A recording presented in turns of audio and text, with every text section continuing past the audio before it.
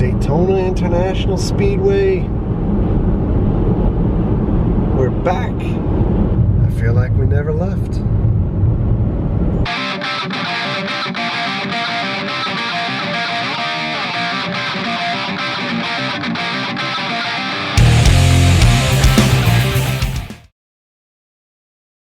We are on our way to an event that's a preview of the Rolex 24 cars at One Daytona.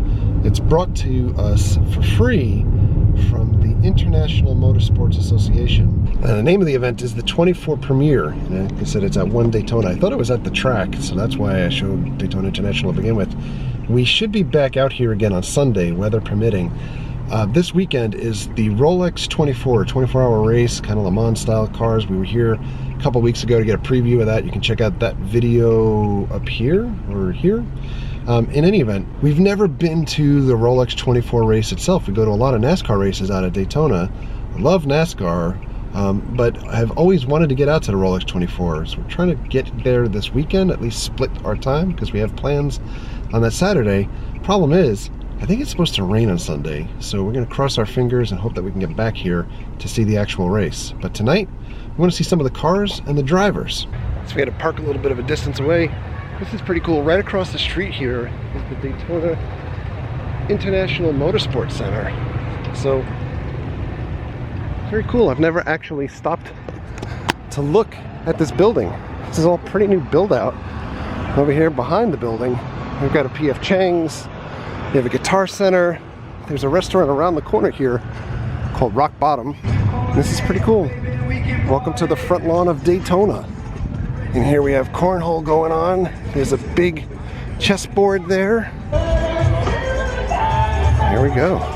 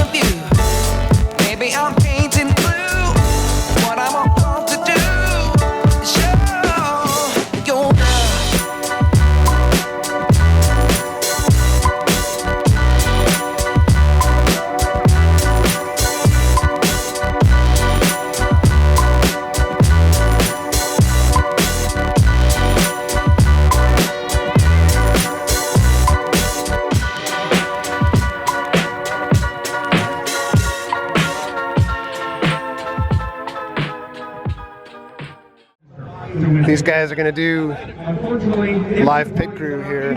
They're going to do a little pit stop. So we're going to head over.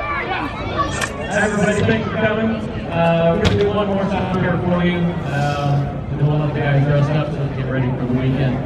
So, and again, we changed all 4 tires, fill the car with fuel, and usually do driver change during each pit stop. So we can run about 50 minutes, 50 minutes on a tank of fuel.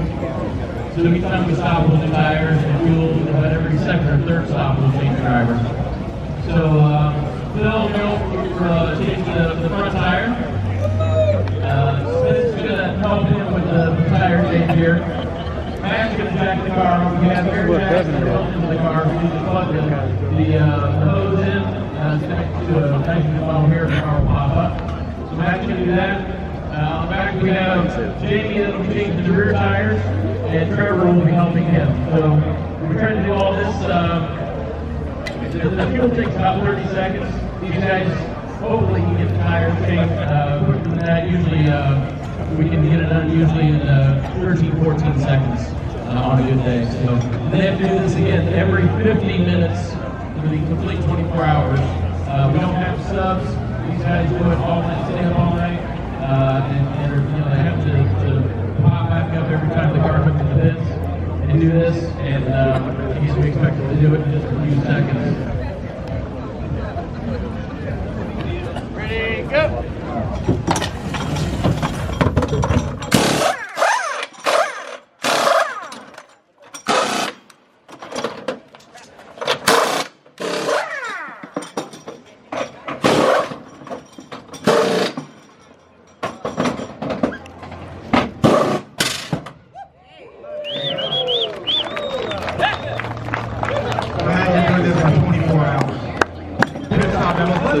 Wow, now they lift the whole thing up. I think it's real cool. All right, so folks, we're going to turn the music. 7 o'clock. We have a driver Q&A session over here by the water fountain on the side. Justin Bell hosting a driver Q&A session, and during that, we're going to be giving away 3 pairs of tickets to this weekend's running on the Rolex. So if it rains on Sunday, these guys are still going to race.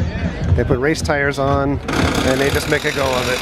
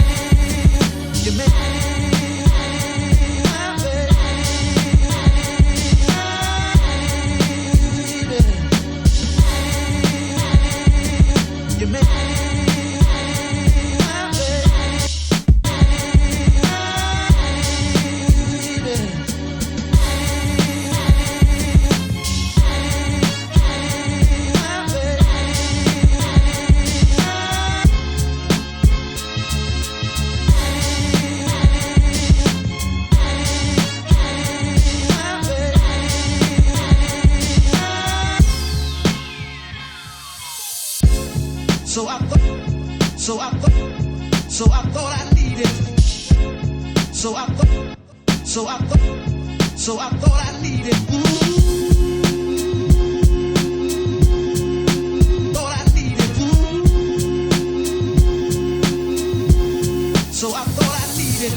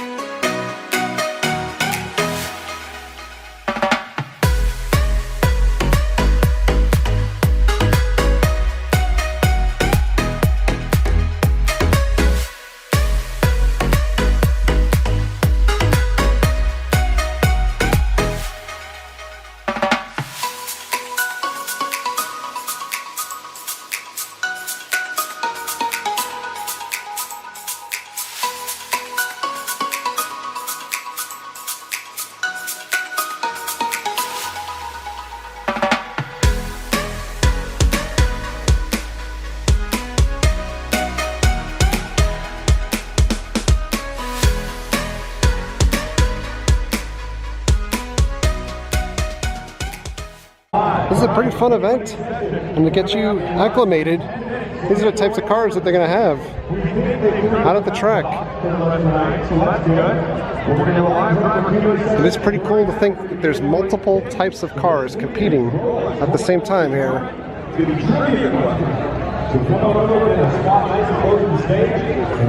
There's a map of the track for race day. And the event schedule. So you should know this is an actual 24-hour race. It starts at 2:40 p.m. on Saturday and it finishes at 2:40 p.m. on Sunday. That's better. That's better. You're in Daytona, spring break capital, baby. All right, let's have some fun this weekend, okay? Hope you guys are enjoying the 24 premiere. We are getting ready to kick off our driver Q&A session. Ladies and gentlemen, Miss Christina Nielsen. Christina Nielsen, join us on stage. Let's keep it moving now. How about from the Corvette? How about we bring up Mr. Tommy Milner?